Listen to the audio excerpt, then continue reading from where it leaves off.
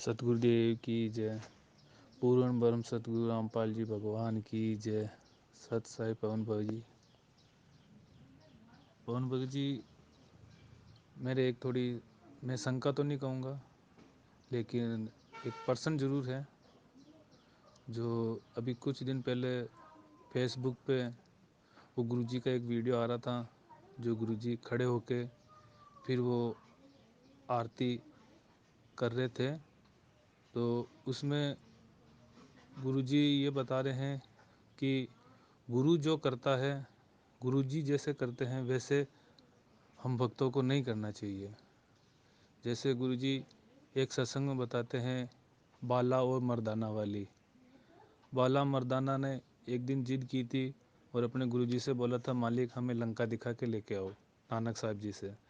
तो नानक साहब जी ने उनको बोला था कि बेटे ठीक है, तुम आंखें बंद करो, अपन चलते हैं। उन्होंने आंखें बंद की तो गुरुजी ने उनको समुंदर के तीर पे ले जाके खड़ा कर दिया। तब नानक जी ने बाला मर्दाना को बोला कि बच्चों तुम वाहे गुरु कहते आओ। तो गुरु नानक साहब जी आगे चलते गए जल के ऊपर, और जल के ऊपर मर्दाना और बाला भी चलते गए, दोनों समुद्र पे चल रहे थे। तब नानक साहब जी ने सतनाम का सुमरण किया। बाला भी करने लगे कि गुरु कर रहे हैं जैसे वही कर रहे हैं। बाला भी करने लगे तो बाला खाने लगे गोता, वो डूबने लग गए। फिर गुरुजी ने उनको बोला कि बाला मर्दाना, गुरु ने तुम्हें जो कहा है वो करो, और गुरु करे जो वो नहीं करना है। मालिक ने जैसे उनको बोला कि तुम वाहे गुरु करते रहो, तो उन्होंने फिर वापस वाहे गुरु किया और वो समुद्र पे वापस चलने लग गए। तो पहला उदाहरण तो ये है। दूसरा पॉइंट ये है, जैसे कि एक सत्संग थी, गुरुजी सत्संग बताते हैं, वो सांडे वाली कहानी सत्संग बताते हैं। सांडे वाले में बताते हैं गुरुजी, गुरु शिष्य दोनों थे। तो गुरु ने शिष्य को बोला, बेटा मेरे से एक दिन बाद में तू रवाना होना। तो वो शिष्य और बोला कि जहाँ मैं रुकूँ वहाँ तू भी रुकना, जो मैं खाऊं वो तुम भी खाना। और ये कह के गुरुजी निकल पड़े। उसके गुरु के निकलने के 12 घंटे बाद में फिर शिष्य चेला निकलता है।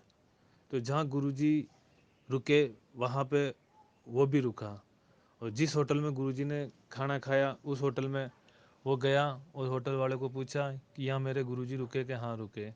कि मेरे गुरुजी ने क्या क्या खाया? तो होटल वाले ने बोला कि 2 मक्की की रोटी और एक सांडे की सब्जी खाई है। तो उस समय फिर उसके बाद में तो शिष्य ने बोला कि ठीक, मेरे लिए भी वो लेके आ जाओ। तो ठीक है, दूसरे दिन वापस गुरु शिष्य वापस इकट्ठे हुए आश्रम में। तो गुरु ने शिष्य से पूछा, बेटा जो मैंने किया वो तुमने किया? कि हाँ गुरुजी। तो गुरु ने बोला कि मैंने होटल में क्या खाया? तूने होटल वाले को बताया होगा? कि जी हाँ, होटल वाले ने बताया मेरे को। तो क्या बताया? कि आपने दो मक्की की रोटी और सांडे की सब्जी खाई थी। तो गुरुजी, तो फिर तूने क्या किया? कि गुरुजी मैंने भी वही खाया। तो गुरुजी ने बोला कि बेटा मैंने फिर गुरुजी ने बोला कि ले ठीक, मैंने सांडे की सब्जी खाई है। तो सांडा मुख से निकाल के उसने गुरुजी ने जीवित कर दिया। अब शिष्य से बोला कि तू जीवित कर, तो शिष्य नहीं कर सका। तो गुरु ने बोला कि मैंने सत्संग में इतना समझाया है कि जो मैं बताता हूँ वो आपको करना है, जो मैं करूँ वो नहीं करना है।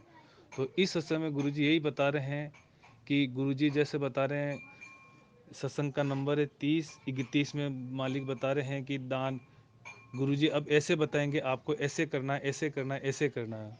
गुरुजी तो चाहे खड़े होकर आरती करें, मालिक कुछ भी कर सकते हैं, परमेश्वर राय को पाठ कर सकता, पाठ को राय कर सकते हैं। तो गुरुजी जैसे कर रहे हैं, अगर अपने वैसे करने लग जाएंगे, गुरुजी जैसे बरवाड़ा एक परीक्षा के लिए लीला की थी, क्या अपन वो कर सकते हैं? नहीं कर सकते। भगत जी जो ये एक आया था गुरुजी का, देखो कि ये गुरुजी खड़े होकर आरती कर रहे हैं, इसका ये प्रमाण है, सबूत है। तो भगत जी गुरुजी जो कर रहे हैं वो अपन करने नहीं कर सकते हैं। और ये दास तो 1% भी नहीं कर सकता कि गुरुजी जैसे कर रहे हैं वैसे। गुरुजी ने जो अपन को कहा है, जो मेरे को बोला है, वो हम कर सकते हैं। और दास से अगर कुछ, ये एक मेरे दिल में थोड़ी सी वो बात उठी थी, मालिक ने प्रेरणा की थी और आपसे एक बार बात करने की, तो फ़ोन तो लग रहा है लेकिन उठा नहीं ना, बिजी चल रहे हो, तो मैंने कहा ये वीडियो बना के आपको डाल दो। अगर इसमें कुछ लगे तो भगत जी मेरे को वापस बताने की आप कृपा करें। और यही मेरा एक, मैं इसको वो नहीं कह सकता, शंका भी नहीं कह सकता, और ना ही ये एक ज्ञान चर्चा के हिसाब से मैंने आपसे पूछा है। मंथन विवेक, मालिक बोलते हैं ना साथ संगति, तो ये अपन तर्क वितर्क की बातें हैं, तो ये मेरे में एक थोड़ा सा उठा था, एक हुआ ऐसा दिल में प्रेरणा की भगत जी से मैं बात करूं।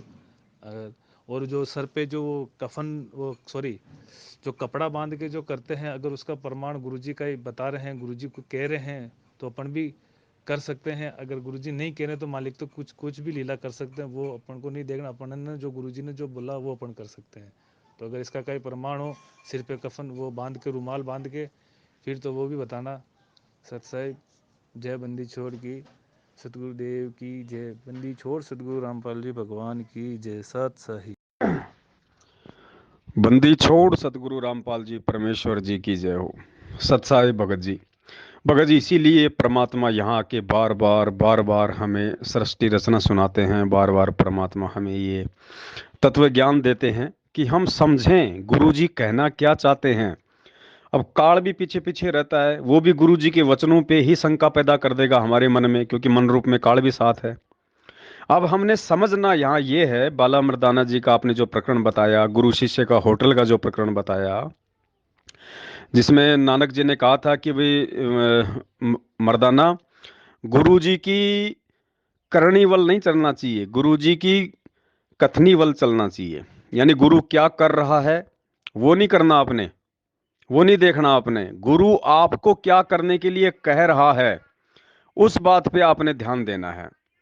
तो भगत जी, अगर अपन नॉर्मली तरीके से सोचें कि अगर जो गुरु कर रहा है वो हमने नहीं करना, तो फिर तो काम सारा मामला बिगड़ जाएगा। गुरु जी तो 3 समय की आरती भी करते हैं, तो क्या हमने नहीं करनी चाहिए? हमने भी क्या छोड़ देनी चाहिए? गुरु जी तो मंत्र भी कर रहे हैं, तो क्या हमने वो मंत्र करने छोड़ देने चाहिए? नहीं भगत जी। कौन सी चीजें नहीं करनी है, कौन सी चीजें करनी है? कुछ चीजें करने के अधिकारी केवल सतगुरु होते हैं। जैसे सत्संग, सत्संग गुरु जी करते हैं। अब सत्संग कोई भगत करने लग जाएगा तो क्या होगा? वहां पे वो नानक जी वाली वाणी जो है वो चरितार्थ हो जाएगी। गुरु जी आशीर्वाद देते हैं, अब आशीर्वाद हम भक्तों को नहीं देना, वो जो जो करनी है गुरु की वो हमने नहीं देखनी है। सत्संग वाली करनी हमें नहीं देखनी है, आशीर्वाद वाली जो करनी है वो हमें नहीं देखनी है, दान लेने वाली जो करनी है वो हमें नहीं देखनी है। और बाकी जैसे गुरुजी आरती कर रहे हैं वो करनी हमने देखनी है, गुरुजी मंत्र कर रहे हैं उनसे हमें शिक्षा लेनी है, वो करनी हमें देखनी है। गुरुजी सत्संगों में प्यार प्रेम से रहने का जो देते हैं लेक्चर, वो करनी हमने देखनी है। तो यहाँ भगत जी काल मन में जो है शंका पैदा करेगा। अब गुरुजी जब भोग की आरती करते हैं तो गुरुजी पूरी आरती खड़े होके करते हैं ना? हम भगत भी वहां पे खड़े होके कर रहे थे ना सब? जब शुरू में भोग लगता था 42 मिनट का और लास्ट में 42 मिनट का समापन होता था, तो हम सब भगत भोग की आरती में खड़े होते थे ना? गुरुजी भी खड़े होते थे ना? तो क्या फिर हम गुरुजी की करनी को हम क्यों देख रहे थे फिर वहां पे? गुरुजी खड़े हैं तो हमारे को तो बैठ जाना चाहिए था, क्योंकि वो तो गुरुजी की करनी है। गुरुजी की करनी पे तो हमारे को चलना ही नहीं है। तो भगत जी, यहाँ पे गुरुजी की कौन सी करनी पे चलना है, कौन सी करनी पे नहीं चलना है, उन चीजों को लेके काल हमारे मन में शंकाएं पैदा करेगा, ये नहीं चाहेगा। इसके पास में और कोई तरीका नहीं है। परमात्मा ने क्या बताया भगत जी? काल कभी भी जो है सामने प्रकट नहीं होता। ये क्या करता है? ये अन्य रूपों में प्रकट होता है। ये शंका बन के प्रकट हो जाएगा। आपके मन में इसने शंका पैदा कर दी, वो काल बीच में आके प्रकट हो गया। दो भाइयों के बीच में इसने मनमुटाव करवा दिया, वहां पे मनमुटाव को लेके काल पैदा हो गया। आप में कोई अहंकार आ गया तो अहंकार रूप में वहां पे काल प्रकट हो जाता है। पैसों को लेके झगड़ा हो गया, वो पैसा वहां पे काल बन के वो प्रकट हो गया। तो काल यहाँ पे शंका के रूप में प्रकट होगा भगत जी, वैसे नहीं आएगा सामने ये। तो कौन सी करनी करनी है, कौन सी करनी नहीं करनी है, इन बातों को हमने ध्यान रखना है भगत जी। अरे सर पे कोई वस्त्र अगर अपन ढक लेंगे तो उसमें कोई मतलब जेसीपी रख ली क्या अपन ने सर पे भगत जी? वो सम्मान का प्रतीक है। खड़े होके हम आरती कर रहे हैं, उसमें क्या दिक्कत हो गई भगत जी?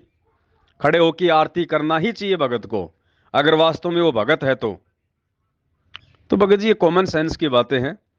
और बाकी कोई किसी पे कोई दबाव नहीं है भगत जी। अच्छी जो चीजें हैं वो बताना हमारा भी फर्ज है, हमारा भी कर्तव्य है। अब मानना या ना मानना सामने वाले के बुद्धि विवेक और संस्कार पर निर्भर करता है।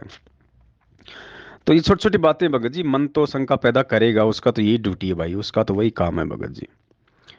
तो बाकी तो सबके अपने अपने विचार हैं भगत जी। सत साहिब।